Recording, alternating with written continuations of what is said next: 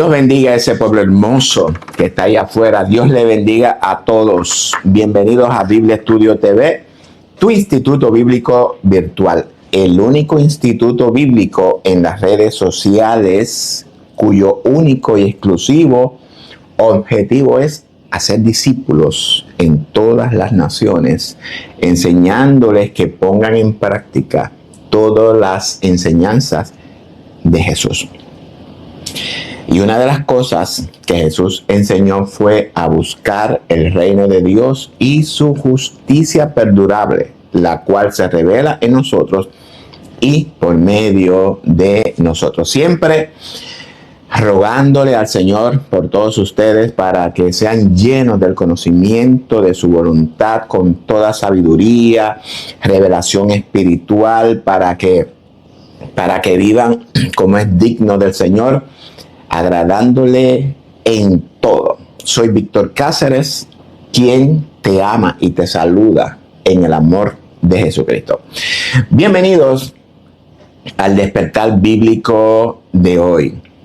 Hoy continuamos con nuestro estudio expositivo y explicativo de la carta a los Efesios, los Efesios. Si todavía usted no ha visto los estudios que comprenden el capítulo 1, tengo que exhortarlo a que pasen por nuestra plataforma, nuestro canal en YouTube, Facebook, en Rumble, en Telegram o X ante Twitter, para que usted las vea y pueda entrar en el contexto en el que Pablo viene hablando.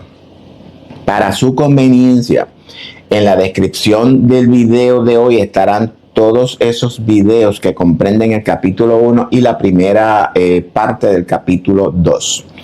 Y el estudio de hoy, vamos a continuar con el verso 6. Solamente el verso 6. Hoy vamos a iniciar la primera parte del estudio del verso 6. El estudio del verso 6 comprende 4 videos, los cuales serán transmitidos simultáneamente para que usted no se pierda ninguna información de todo lo que Pablo nos revela en este extraordinario verso número 6. Para usted poder entender lo que hoy explicaremos, es necesario que miren los estudios anteriores, ¿ok? Bueno, el estudio del verso 6 es bien intenso porque en él desvelaremos la verdad que Pablo revela en esta carta, la cual está narrada por medio de figuras retóricas, pero que ningún maestro, teólogo ni pastor se ha dedicado a escudriñarla para poder explicarla en su congregación. Y lo más triste de todo esto es que esta verdad que Pablo nos revela en esta carta es extremadamente esencial que las congregaciones entiendan, porque esta verdad que Pablo transmite a esta congregación está directamente conectada con nuestra salvación. Y Pablo quiere que por medio de esta verdad elevar su fe y a entender cuál es la posición de la iglesia en Cristo, la cual es aplicable para todos nosotros. Recordemos que los principios bíblicos no cambian, están vigentes en todas las edades. Lo que en este estudio desvelaremos, como siempre se lo he dicho, podría desafiar su fe. No se pierda ningún segundo del estudio de hoy. Lo que usted aprende aquí no lo aprende en ninguna universidad teológica, en ningún instituto bíblico, ni en ninguna escuela sabática ni dominical. Como siempre, tengo que decirle, en Biblia Estudio TV no nos inclinamos a ninguna denominación en particular, a ninguna postura teológica en particular. Nuestro compromiso es enseñar la verdad tal y como es revelada en la Escritura. El llamado de Dios al arrepentimiento es un llamado inclusivo, un llamado a todo el mundo, sin acepción de personas, amados. Nuestros estudios son también inclusivos para todos aquellos que, sin importar su denominación ni su postura teológica, que quieran conocer las verdades que la Escritura, y entiéndase, la ley de Dios, las profecías en torno a la restauración del hombre y al juicio final, a la restauración del reino de Dios sobre la tierra y todo lo relacionado al comportamiento del ser humano, su regeneración, su restauración del pecado y todo lo relacionado a la abundancia de la gracia y el don de justicia de Dios para toda la humanidad. Y por último, que la iglesia formada por judíos y gentiles sea edificada como un solo cuerpo, un solo espíritu, una sola doctrina, un solo bautismo y una sola fe. En la introducción de hoy no voy a profundizar, simplemente voy a tocar unas cuantas cositas por encimita para entrar en el contexto de lo que Pablo nos viene enseñando. Porque en el estudio de hoy vamos a traer un recuento del capítulo 1, en lo particular de los versos 19 al 23 del capítulo, ya que es la primera parte de la información que Pablo quiere revelarnos en el capítulo 2. En el capítulo 1, Pablo nos revela una información que no la revela en ninguna de sus otras cartas, o por lo menos no tan explícita como en esta carta. Pablo nos dice que fuimos bendecidos con toda bendición espiritual en los lugares celestes. En el verso 3 es donde Pablo inicia el mensaje que tiene preparado para nosotros. Esta figura retórica usada por Pablo en los lugares celestiales es importante mantenerla en mente porque de esto es que se trata el mensaje de Pablo. Pablo nos dice que las bendiciones de Dios para nosotros se encuentran en los lugares celestiales. Recordemos que es una figura retórica usada por Pablo para revelarnos algo espiritual. Entiéndase. Algo que no es tangible, no lo podemos ver ni lo podemos tocar. Es por esto por lo que es algo espiritual, algo del corazón, de nuestra mente, de nuestra alma, de nuestro carácter, de nuestro hombre interior. Todo lo que Pablo nos va a revelar es relacionado con nuestro hombre interior, nada exterior ni fuera de nosotros. En el estudio de hoy vamos a descubrir muchas verdades que nadie las enseña en las congregaciones. En este estudio también vamos a aprender qué es la salvación bíblica, no la salvación dogmática que nos enseñan. También explicaremos a qué ira es a la que Pablo se refiere, porque él dice que seremos salvos de la ira de Dios, y hablaremos de la resurrección que experimentamos lo que hemos creído. Por otra parte, también hablaremos de Juan 14, el lugar que Cristo fue a prepararnos. Estos y otros temas estaremos trabajando durante este sorprendente estudio. Hay varias preguntas que contestaremos, como son ¿quién es ese Hijo del Hombre que habla Jesús? Si la iglesia reina, sobre qué es reina, sobre quién es reina. Y le dije que en este estudio develaremos ese misterio del cual Pablo tanto habla, el misterio de Dios Padre y de Cristo. Vayan tomando nota. Esto es bien importante, seguir la línea por donde Pablo viene. Ahora bien, ya Pablo nos ha dado un informe completo de toda la obra del Mesías realizada en nosotros, de todos los beneficios que siguen a los que hemos creído en la obra de Cristo a nuestro favor. ¿Okay? Pablo en el capítulo 1 nos informa de toda la obra realizada por el Padre en Cristo, la obra de reconciliación consigo mismo en Cristo. Esto es importante. Toda la obra fue realizada por el mismo Padre por medio de su ungido, del Mesías, de Cristo, del Hijo del Hombre. Y ya hemos visto que al ungido resucitar victorioso, el Padre delegó en él toda potestad en los cielos y en la tierra. Y ese cielo y esa tierra debemos de entenderlo dentro del mismo contexto de Pablo, ¿ok? No fuera de ese contexto. Potestad en el cielo significa potestad sobre todo lo que el Padre le dio. Entiéndase, pues, primeramente a la iglesia. Y potestad en la tierra significa sobre todos los seres humanos. Pablo dijo que en el nombre de Jesús se doblará toda rodilla de los que están en los cielos, entiéndase, nosotros la iglesia, y en la tierra, entiéndase, toda la humanidad pecadora, y debajo de la tierra, entiéndase, todos los muertos. Es decir, un poder absoluto y soberano como Rey y Señor sobre todo el universo, toda la humanidad. Más adelante vamos a hablar de este reino. Y antes de terminar, quiero exhortar a la iglesia que por favor saque un tiempo para mirar estos videos. Estos videos no tienen desperdicios.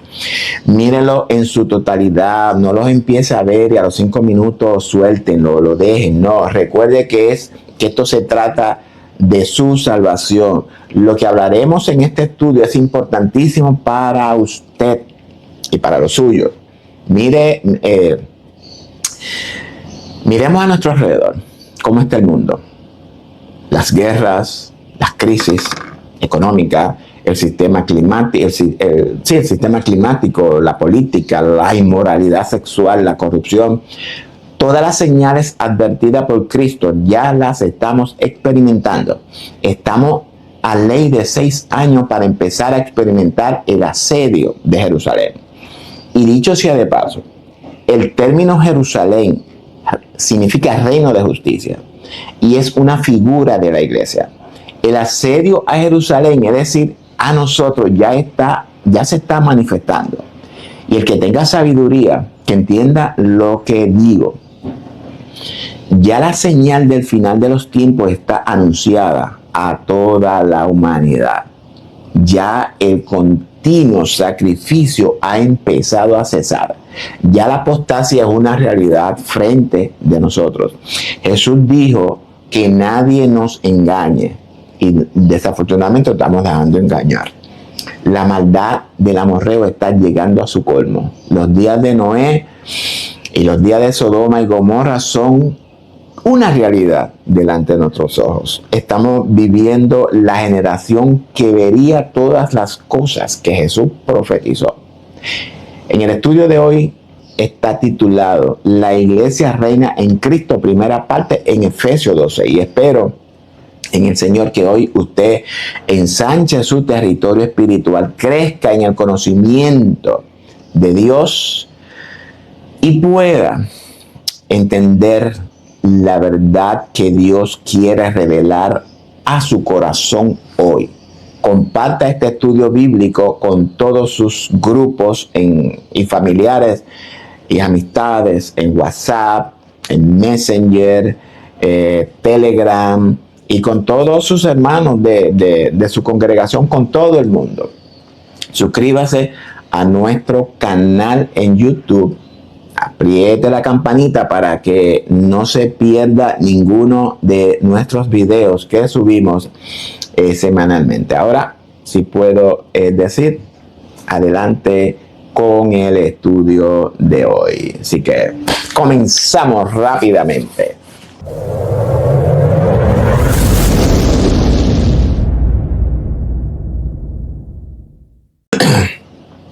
Bueno, hoy el maratón es largo porque tengo que grabar las 4 partes.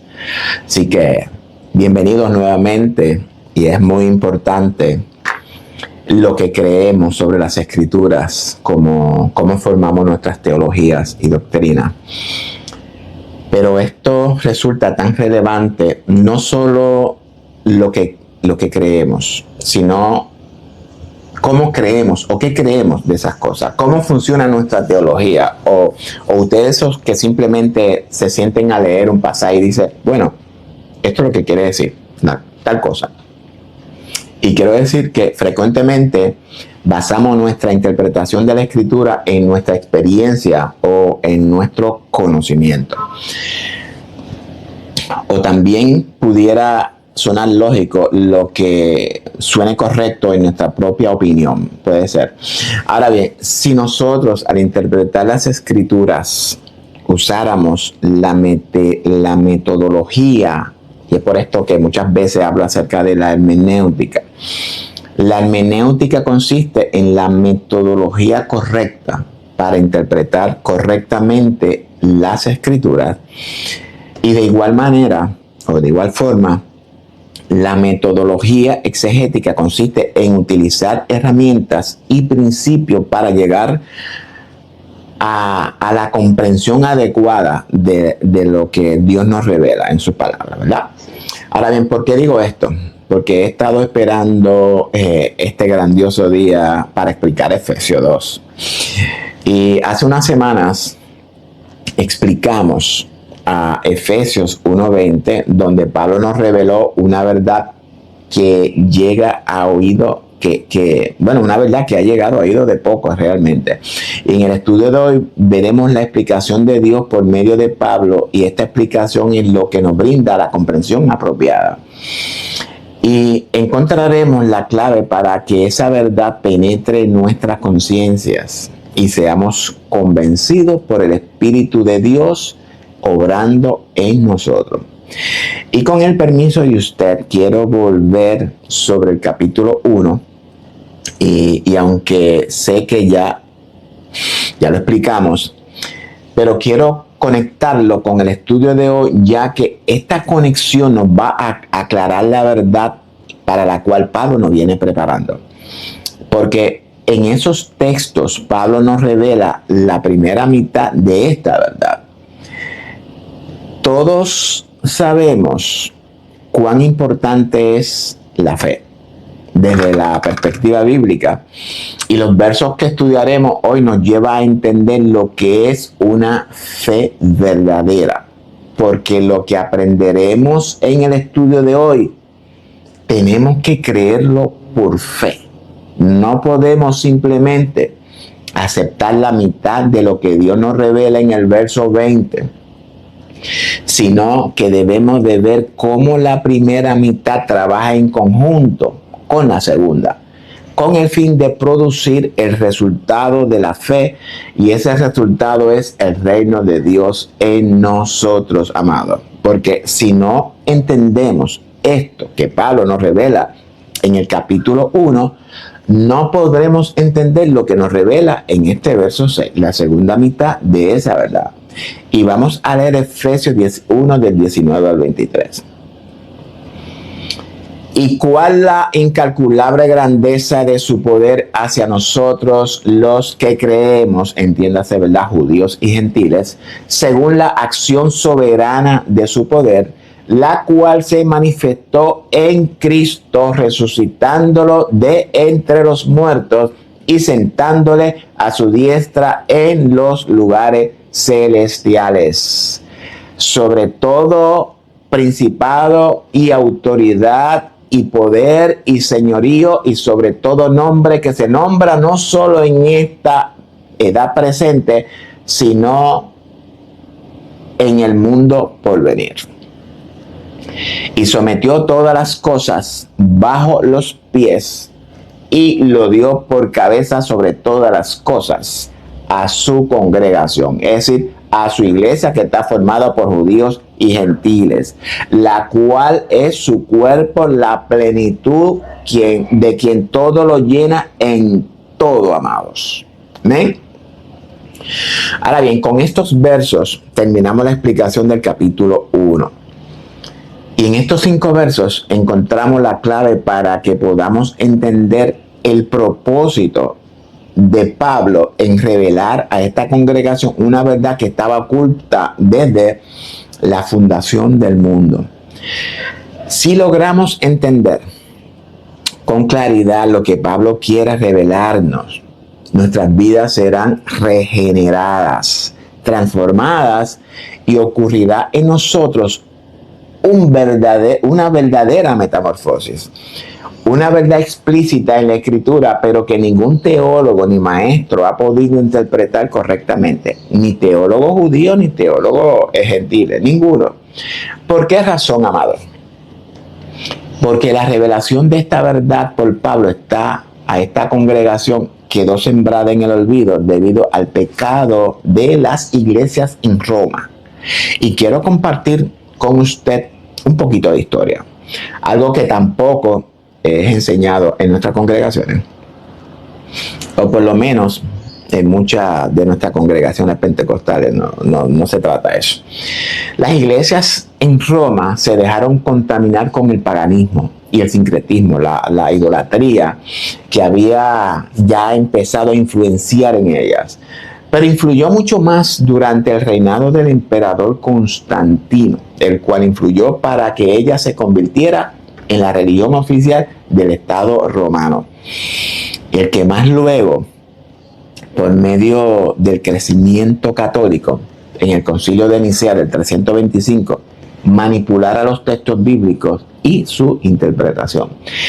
Ese periodo de tiempo se conoce como el tiempo de oscuridad de la iglesia, amado. Yo expliqué eso. Un tiempo de aproximadamente 1200 años por ahí de oscuridad, donde el papado gobernó y persiguió y sometió y ocultó estas verdades, no permitiéndole a las personas leer la escritura, pues la tenían en latín, un idioma que solo los líderes católicos podían leer e interpretarla. Pero sus interpretaciones fueron intencionadas para desviar la verdad. Pero esta verdad siempre ha estado plasmada en la escritura. ¿Por qué nunca salió a la luz? Porque las mentes de nuestros líderes, teólogos y eruditos, doctores de la ley, como se llama, han sido moldeadas conforme al patrón de interpretación católica romana. Algo que no veo correcto en muchas congregaciones es que no cuestionan las enseñanzas, las que reciben como si fueran de boca de Dios. Y esta falta de conocimiento de la palabra de Dios, de la ley de Dios, es la que ha estado arrastrando poco a poco a la iglesia a una apostasía. Debemos de cuestionar las interpretaciones que traen muchos líderes a nuestras congregaciones, amados. Usted debe de cuestionar las interpretaciones que traigo.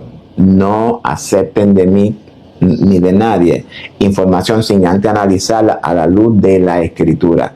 Recordemos a los hermanos de Berea. Es a esto a lo que Jesús se refirió cuando les dijo a sus discípulos que no se dejaran engañar, no se dejen desviar de su ley, de su verdad, que es su palabra. Amén. Bueno, continuamos con nuestro maratón de hoy.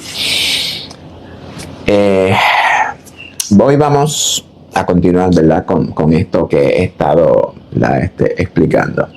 Ahora bien, teniendo aclarado, voy a continuar con la explicación de algo muy importante. Cuando estudiamos el ministerio de Jesús durante su vida, debemos de estudiarlo dentro del contexto histórico de Judea. Es decir, que Jesús antes de morir es el Jesús histórico. ¿Por qué es histórico? Es histórico porque después de su muerte y ya resucitado, fue elevado en una nube al cielo y fue oculto de los ojos de sus discípulos. Dice el texto que nunca más se dejó ver físicamente, y esta ascensión de Jesús a las nubes es literal, de acuerdo con lo que revelan los textos, ¿verdad? No puedo decir lo contrario. Ahora bien, en el contexto espiritual, Pablo más adelante en esta misma carta nos revela que Jesús subió a lo alto, llevando cautiva a la cautividad que nos tenía cautivos, y en cambio nos dio dones. Esto es lo que Pablo nos revela que pasó con Cristo en nuestro interior, dentro de un contexto espiritual, conforme a lo que ya hemos aprendido del significado de espiritual. Pero más adelante hablamos de llevar cautiva, la cautividad. Sin embargo, Dice el texto que 10 días después, y hago un paréntesis, y estos 10 días completan los 50 años del jubileo donde todos eran libertados, y esto es importante entenderlo, considerarlo a la hora de estudiar la resurrección de Cristo, y no lo voy a tocar porque, ¿verdad?, es un tema profundo. Entonces, a los 10 días después de su ascensión a los cielos, desciende vivificado en espíritu para llevar a sus discípulos a los lugares celestiales y sentarlo a su diestra conforme a la promesa hecha en Juan 14. Repito, todo esto que Pablo revela no es literal. Son acontecimientos espirituales ocurridos en el interior del corazón del hombre. Amén, yo entiendo que, ¿verdad?, está claro. Y esto es algo intangible que no podemos sostenerlo con algo literal. No hay una base. Es algo que tenemos que creerlo por fe. Y Juan 14 lo vamos a explicar más adelante. Esta descendencia, de acuerdo con el texto, es relatada en una metáfora y dice que fueron repartidas lenguas como de fuego sobre sus cabezas. Pero ya nosotros sabemos que eso es algo que aconteció en el corazón de cada uno de ellos. Es algo intangible, espiritual, amado. Y es lo mismo que aconteció en nosotros. Ahora bien, después de su resurrección física, es que inicia el periodo del tiempo de los gentiles, el tiempo en el que vivimos, conocido también como el tiempo de la gracia o el tiempo de la iglesia, como usted quiera. Entonces, después de su resurrección, Jesús, el Mesías, pasa a ser una persona histórica, pasa de ser de una persona histórica a una persona espiritual, pasa a ser el Espíritu Santo que viene a morar a su trono, en su templo, en nosotros. Es por esta la razón que les dijo que no se fueran de Jerusalén, sino que esperasen la promesa del Padre, la cual Él les había prometido en Hechos 1:8, en Joel 2:28 y en Ezequiel también. La pregunta es, ¿qué significa la ascensión de Cristo llevando cautiva esa cautividad que nos tenía cautivos? Ese llevar la cautividad en él mismo nos ilustra que ha completado la misión encomendada por el Padre. Ha liberado a toda la humanidad de la esclavitud de Faraón de Egipto. Ha liberado a la casa de Israel del poder del pecado que nos tenía esclavizados, amados. Y ahora, como consecuencia de esta gran liberación, toda la humanidad, la casa de Israel, es justificada para vida, reconciliada con el Padre.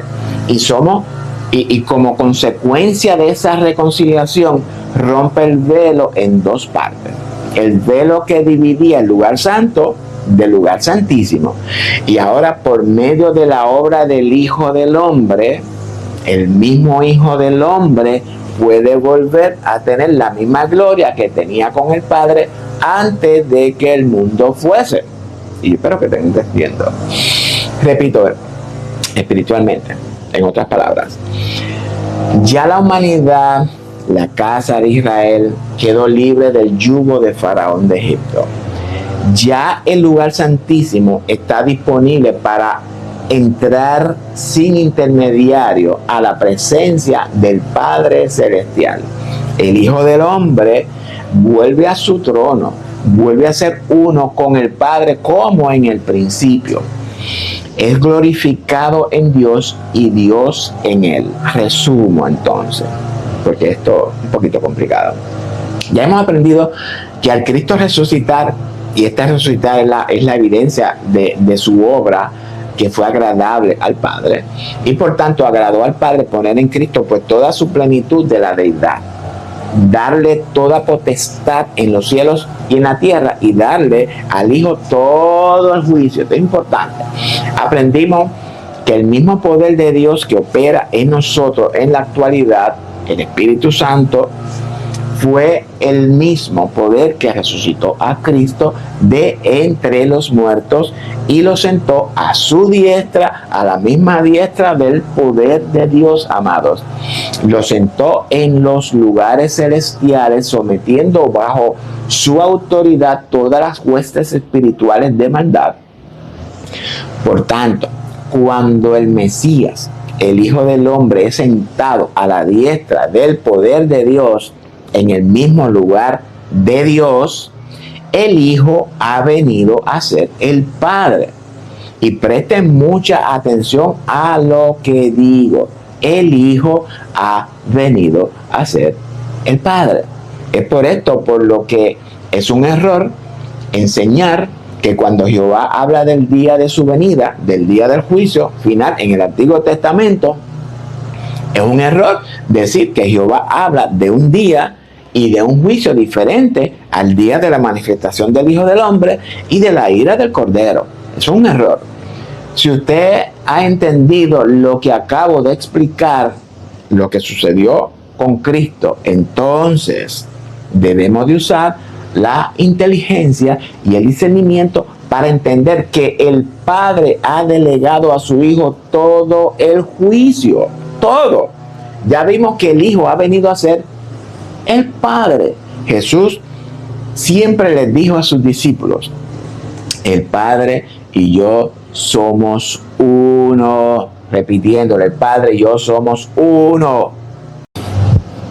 Y disculpen el ruido de fondo del trimming. No puedo hacer nada. Es decir, que todo juicio expresado en la antigüedad contra la raza humana es dada al Hijo al final de los tiempos. Por tanto, no podemos pensar en un día de Jehová y un día de Cristo como días diferentes, amado. Esa teología falsa que enseña que Cristo viene primero a buscar a su pueblo y sacarlo del mundo y que el Padre después va a ejecutar su juicio es una enseñanza antibíblica. Siempre tengo que decirles: no se dejen engañar con fuegos extraños, porque acabamos de aprender que el Hijo ha venido a ser el Padre. Por tanto, la Escritura habla de un solo juicio y de una sola manifestación o regreso de Cristo. La pregunta que debemos de hacernos es: ¿qué hizo Cristo para que el poder de Dios lo sentara en su mismo lugar? Y lo primero que quiero destacar en la obra de Cristo es que es una obra que realizó por fe. Jesús nunca dudó en las promesas de su Padre. Esa fe de Jesús le fue contada por justicia. Jesús le dijo al Padre que él había cumplido o terminado la obra que el Padre le mandó a realizar.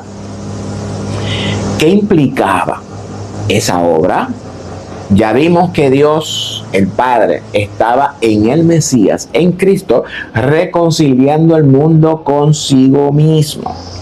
¿Reconciliándolo con quién? ¿Qué significa consigo mismo? Sencillo, que el Padre estaba reconciliando al mundo en el Mesías con el mismo Padre.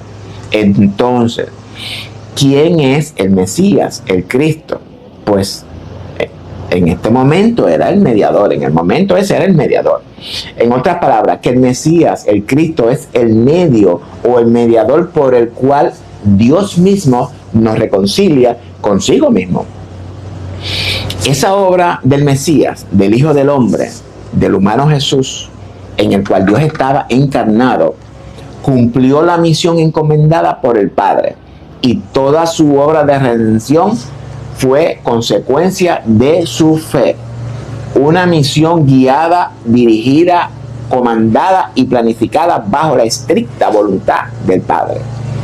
Esa misión implicaba, primeramente, antes de la redención, la reinterpretación de toda la ley para poder iniciar su ministerio en obediencia y sumisión al Padre en todo, amado, en todo. El cumplimiento de toda la ley reinterpretada durante toda su humanidad, su santificación, la revelación de su justicia durante toda su vida sobre la tierra, su vida ejemplar revelando su amor para con el Padre Celestial y para con todos los seres humanos. Todas sus enseñanzas extraídas de la misma ley en la cual reveló el verdadero carácter del Padre que habita en el hombre, la necesidad de arrepentimiento, el perdón de pecados, la verdadera identidad de nuestro Padre Celestial y la verdadera identidad del Hijo del Hombre en nosotros los hombres, y por último, la salvación. Y con esto no quiero circunscribir la obra de Cristo solamente en esto, porque sabemos que la obra de Jesús fue una obra majestuosa, solemne y perfecta.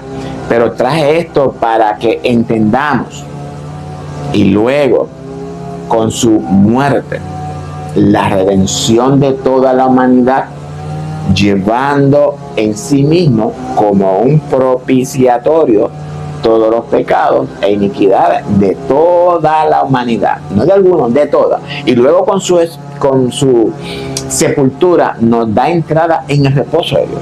Y por último, su resurrección, en la cual el Padre nos resucitó, entiéndase, a la iglesia, espiritualmente hablando, juntamente con Él.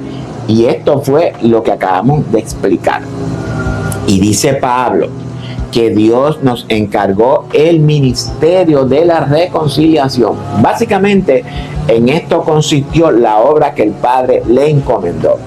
Y Jesús dijo que Él la había consumado, es decir, cumplido en su totalidad. Ahora bien, esto fue la obra de Jesús, una obra de fe que le fue contada por justicia.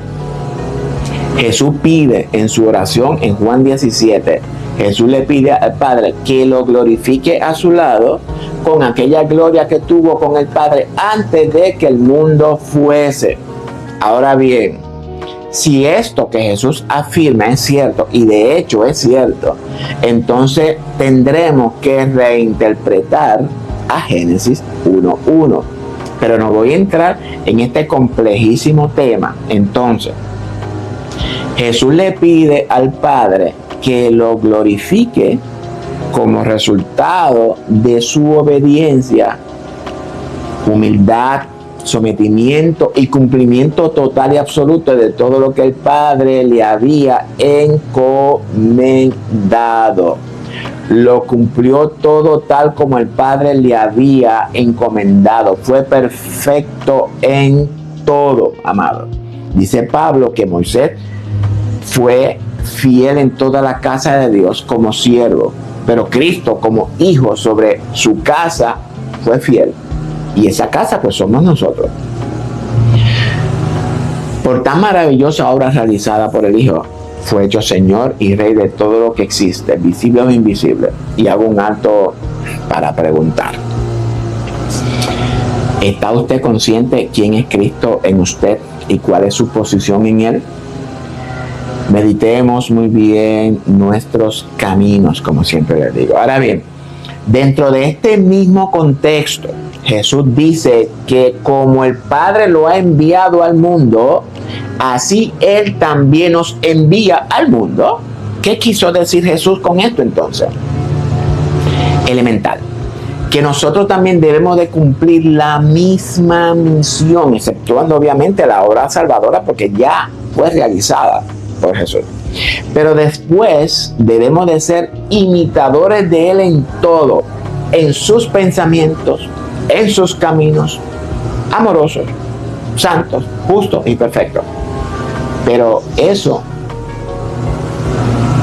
mejor dicho, por eso es que somos tus discípulos. Porque si estas virtudes no son manifestadas en nosotros, pues no estamos en Cristo, ¿verdad? Y no estamos reinando. Ahora bien, dice el verso 20 que la supereminente grandeza del poder de Dios, la cual operó en Cristo, lo resucitó de los muertos y lo sentó a su diestra en los lugares celestiales. Ya hemos visto todo lo que Jesús hizo y como recompensa, dice Pablo, que fue coronado rey del universo. Y aprendimos que ese universo, por así decirlo, se refiere a nuestro interior. El interior no solamente de la iglesia, sino de toda la humanidad. El universo físico es reflejo de nuestro universo interno. Y si usted no entiende esto, en el camino pues lo entenderá. Y aunque Pablo no lo expresa de esta manera, rey del universo, pero es en realidad lo que pasó. Y ahora vamos a descubrir ese reino de Cristo. Porque si Él reina, tiene que reinar sobre algo o tiene que reinar sobre alguien, ¿verdad? Eso es elemental. Gracias al Señor, pues ya el trimmer ha bajado un poco. Vamos a continuar leyendo el verso 21. Y sobre todo principado y autoridad, poder y señorío, y sobre todo nombre que se nombra, no solo en este siglo, sino también en el venidero. Ahora bien, y antes de continuar, les digo que en el estudio de hoy no estoy trayendo el estudio completo. Si usted quiere ver el estudio completo y detallado, le exhorto a ver los estudios del capítulo 1, los cuales se encuentran en la descripción del video de hoy. Hoy estoy básicamente resumiendo para que podamos entender el contexto completo por donde Pablo nos lleva. Dice Pablo que ese poder que actúa en nosotros en la actualidad fue el mismo poder que resucitó a Cristo y lo sentó a su diestra, es decir, en el mismo trono. Y todo esto, entiéndalo conforme a lo que acabamos de aprender del verso 20. La diestra significa en su mismo lugar. En la antigüedad, el término diestra es usado como un tipo de Jesucristo. Isaías y David en los Salmos usan diestra y como tipo de Jesucristo. Cuando la Escritura habla de la diestra de Jehová, se refiere en la misma posición de Jehová. Ahora bien, tomando como base esto que acabo de explicar, vamos a escudriñar este verso 21. Pablo nos revela que esa posición de Cristo resucitado, entiéndase, el carácter del Padre regenerado en el hombre, esa posición en el trono del Padre lo faculta con todo poder, con toda autoridad, con todo principado y con todo el señorío del Padre, sobre todo principado y autoridad, poder y señorío. Y vamos por parte. Jesucristo es Rey y Señor de todo principado, autoridad, poder y señorío. ¿Verdad?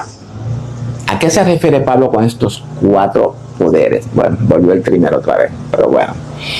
Por tradición en nuestras congregaciones, los teólogos, maestros y líderes han enseñado que en este contexto, en este texto, Pablo habla de diferentes rangos de demonios. Y eso es cierto y falso a la misma vez, y vamos a ver por qué. El término principado significa en el griego el inicio de todo, dentro del contexto en que Pablo habla. Significa el principio del mal. Pablo no se refiere a rangos ni títulos. El término autoridad significa un poder delegado. En este contexto significa un autopoder delegado, es decir, un poder fuera de la soberanía de Dios. Y el término poder significa capacidad que el hombre ha desarrollado para enseñorearse o dominar las mentes de los hombres. De igual manera, un poder fuera de la soberanía de Dios. El término señorío o dominio significa un poder que gobierna sobre las naciones. Y de igual manera, este también es un poder fuera de la soberanía de Dios. Por tanto, estos 4 poderes que menciona Pablo sobre los cuales Cristo está en control, se refieren, por así resumirlo, a Satanás con todos sus ángeles caídos y su ministerio de iniquidad. Y este término, ángeles caídos, el cual explicamos detalladamente en el estudio los días, o como los días de Noé, ¿verdad? O en los días de Noé, este término en la antigüedad es usado como mensaje, mensajero, palabra, pensamiento, actitud o carácter. Amén. En un estudio anterior dije que, no recuerdo con exactitud si dije que los ángeles de Dios es una metáfora que ilustra los pensamientos de Dios. Pero bueno, eso es así. Es por esto que Dios siempre se comunica por medio de sus ángeles. Por tanto, cuando hablamos de ángeles caídos, nos referimos a todos esos pensamientos malvados que dominan a la raza humana. Pero en el estudio de los días de Noé traigo una explicación completa y detallada donde explico la manera en la que operan esto en los seres humanos. Ese misterio de iniquidad se refiere a todo lo que se opone a la verdad de Dios, a todo culto a Dios. En los versos anteriores aprendimos que la escritura, la palabra de Dios, ha sido redactada en una forma encriptada, que no puede ser interpretada a simple vista. Aprendimos que la escritura está, como acabo de decir, encriptada, es decir, que detrás de los escritos hay un mensaje oculto. Ese mensaje oculto es lo que Pablo llama misterio de Cristo. Juan en Apocalipsis 19:10 lo llama el testimonio de Jesús, es el espíritu de la profecía. Toda la escritura es profecía y está encriptada. ¿Encriptada para qué? Encriptada para proteger el mensaje de Dios que ha revelado solamente para su pueblo. Ahora bien, el hecho de que Pablo revele que ese poder, el cual resucitó a Cristo de los muertos, que es el mismo poder que actúa en nosotros hoy, lo haya sentado en los lugares celestiales, conforme a lo que acabo de definir en el texto anterior, y diga que lo ha puesto sobre todos los cuatro poderes, principado, autoridad, poder y señorío, significa lo siguiente, y ojo con esto. Estos cuatro poderes representan al total de los pensamientos perversos y profanos que reinan sobre toda la humanidad pecadora. En particular, sobre estos grandes líderes del mundo, esos hombres de renombres que también estamos explicando en el estudio de los días de Noé. No te lo puedes perder. Entiéndase avaricia, altivez, orgullo, sometimiento, obligación, adoctrinamiento, dominio, esclavitud, miedo, otros muchos que todos en algún momento hemos experimentado, tal vez sin percatarlo. En resumen, pensamientos, actitudes, comportamientos que esclavizan a la humanidad, y también nos puede esclavizar a nosotros si no tenemos el conocimiento de Dios en nosotros. Hablamos de este poder que esclaviza las conciencias de los hombres. Ese poder, ese poder de Faraón de Egipto que esclaviza a los hijos de Israel. Hablamos de este Nimrod, de ese asirio, de ese Nabucodonosor, de ese Amán, de ese imperio romano, de ese Gog que nos habla Ezequiel, y de todos estos poderes que la Escritura nos revela que han cautivado, dominado, violado, esclavizado las conciencias de toda la humanidad representada en Israel. Es importante que lo entendamos. Amén. Ahora bien, continuamos con este estudio. Esto está poniendo bueno. De todos estos poderes fue que Dios mismo, en la persona del Hijo, nos ha liberado. Dice el texto antiguo que el lloro, el lamento, el sufrimiento de su pueblo llegó a sus oídos, y escogió a Moisés para que los liberara de la esclavitud en la que estaban viviendo. De igual manera, Dios escuchó nuestro lloro, nuestro lamento, nuestro sufrimiento, y Él mismo se encarna para liberarnos de la mano de Faraón de Egipto, quien representa la esclavitud del pecado. El Dios del Antiguo Testamento, que rescató de la esclavitud a su pueblo, es el mismo Dios que vino a rescatar de la esclavitud a su pueblo en el Nuevo Testamento. No a otro pueblo, sino al mismo pueblo. ¿Por qué Dios es el mismo Dios? Porque los hijos de Israel, las 12 tribus, son tipo o figura del mundo esclavizado. En un estudio anterior enseñé que todo evento registrado en el nuevo pacto debe de tener un antecedente o un precedente en el antiguo.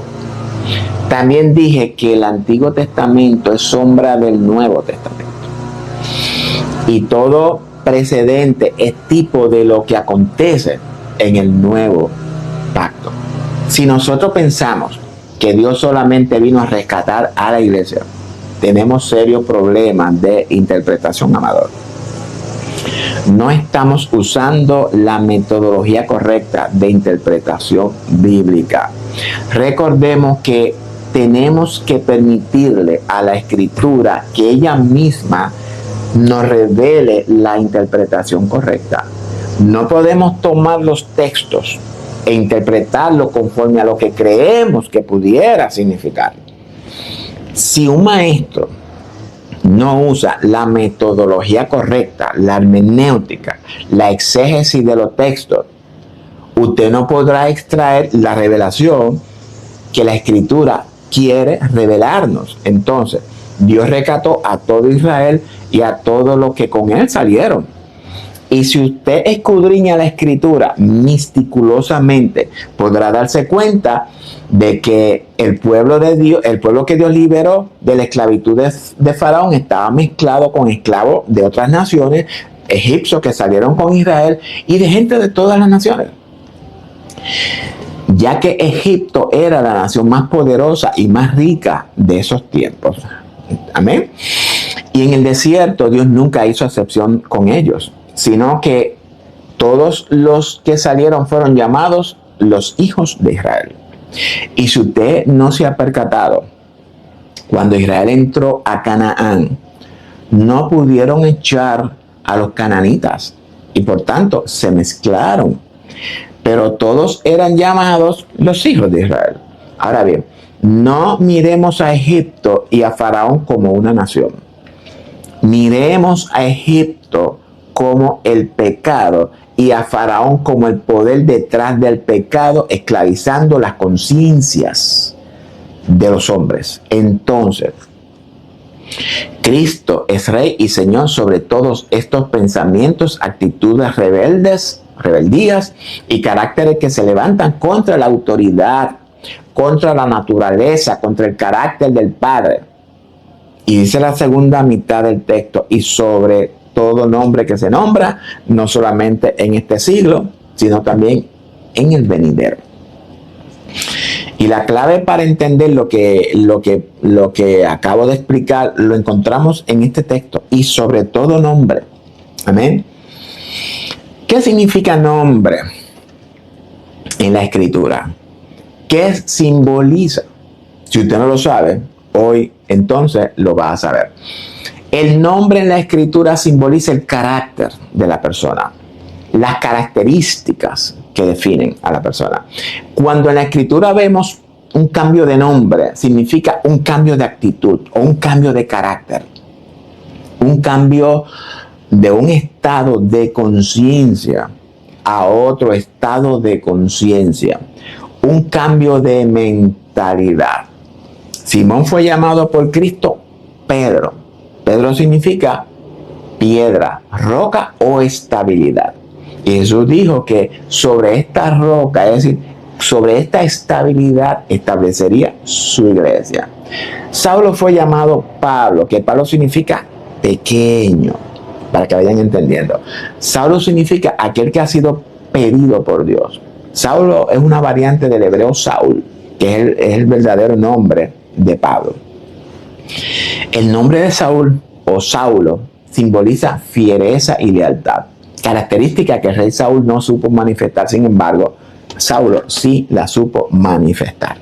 En resumen, cada cambio de nombre en la escritura simboliza un cambio de carácter, actitud o mentalidad de la persona. Cuando experimentamos un cambio de mentalidad, experimentamos redención.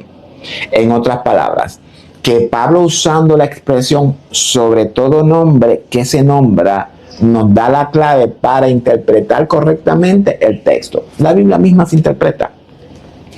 Es recomendable que todo maestro y todo estudiante de la escritura acostumbre a usar el texto bíblico en su idioma original en el que fue escrito. En lo personal, ha llevado mi vida a otro nivel. Y todo lo que es bueno para mí, pues yo quiero que sea bueno para usted también. La primera regla de la interpretación de la hermenéutica es que la escritura es su propio intérprete. Pablo dice que a Jesús le fue dado el reinado, el señorío y sobre todo estos caracteres, pensamientos, actitudes rebeldes que se levantan contra el carácter santo, amoroso, justo y perfecto de Dios Padre. En eso estamos claros. No solamente en este siglo, refiriéndose en la época de Pablo, sino también en el siglo venidero, es decir, por todos los tiempos. Amén. Por otra parte, la escritura de los evangelios narran que Jesús en su ministerio echó fuera muchos demonios de las personas. Echó fuera demonios o actitudes negativas. Y este término demonio aparece 4 veces en la escritura antigua. En las escrituras aparece 38 veces. Y todos simbolizan lo mismo. Actitudes negativas, pensamientos perversos, mentalidad degenerada, enfermedades psicosomáticas y carácter corrupto. Estos demonios son el opuesto de ángeles. Pero de estos demonios y ángeles, pues, hablaremos luego porque no es el tema de hoy. Esos demonios identificados por Jesús son todos estos pensamientos negativos y enfermedades de esclavitud, de rebeldía, de odio, de orgullo, de avaricia, que esclavizaban las mentes de los hombres en su época. Todas esas liberaciones y sanidades obradas por Jesús se refieren a las liberaciones de las mentes esclavizadas, de todos esos sistemas de pensamiento que los tenían viviendo en esclavitud. Cristo dijo que el conocimiento de su verdad nos libera. ¿Nos libera de qué? De nuestro sistema de pensamientos babilónicos, que son los enemigos de nuestra casa. Son nuestros peores enemigos. Y de estos enemigos que Cristo vino, y fue de estos enemigos que Cristo vino a liberarnos. Pensamientos profanos que se oponen a los pensamientos de Dios, santos y perfectos. Esos pensamientos que nos esclavizan. Pensamientos de adulterio, fornicación, robo, mentira, envidia, vanidades, crímenes, odio, rencor, guerra, sometimiento y un largo etcétera. Pablo nos da un listado extenso de todos estos pensamientos rebeldes. Todas estas son obras externas de nuestros pensamientos internos. Pensamiento, dice Dios, mi pueblo se pierde por falta de conocimiento. Dios ha puesto a Cristo sobre estos 4 poderes y sobre todos los pensamientos que se levantan contra el carácter y la soberanía de nuestro Dios. Estos demonios son el opuesto de ángeles, pero de estos demonios y ángeles, hablaremos luego porque ese no es el tema de hoy. Esos demonios identificados por Jesús son todos esos pensamientos negativos de enfermedades, de esclavitud, de rebeldía, de odio, de orgullo, de avaricia, que esclavizaban las mentes de los hombres. Todas esas liberaciones y sanidades obradas por Jesús se refieren a las liberaciones de las mentes esclavizadas. Claro, habían enfermedades también que las liberó, y de todos esos sistemas de pensamiento que los tenían viviendo en esclavitud. Cristo dijo que el conocimiento de su verdad nos libera de qué? Nos libera de nuestro sistema de pensamientos babilónicos, que son los enemigos de nuestra casa, son nuestros peores enemigos. Es de estos enemigos que Cristo vino a liberarnos. Pensamientos profanos que se oponen a los pensamientos santos de Dios, pensamientos que nos esclavizan, pensamientos de adulterio, fornicación, robo, envidia, vanidad, variedades, sí, porque hay mucha vanidad en la iglesia, asesinato, odio, rencor, guerra, sometimiento, y si continuamos, un largo etcétera. Pablo nos da un listado extenso de todos estos pensamientos rebeldes. Búsquenlo en la Biblia. Todas estas son obras externas, de nuestros pensamientos internos. Dice Dios, mi pueblo se pierde por falta de conocimiento. Dios ha puesto a Cristo sobre estos 4 poderes y sobre todos los pensamientos que se rebelan contra el carácter de Dios en todos los tiempos, amados. Y con este video damos fin a la primera parte del estudio a los Efesios verso 6. No se pierda la segunda parte que viene de camino. Gracias a todos por su paciencia y por su tiempo y por su comprensión. Así que Dios le bendiga a todos y ya mismo nos volvemos a ver rapidito porque esto se pone bueno.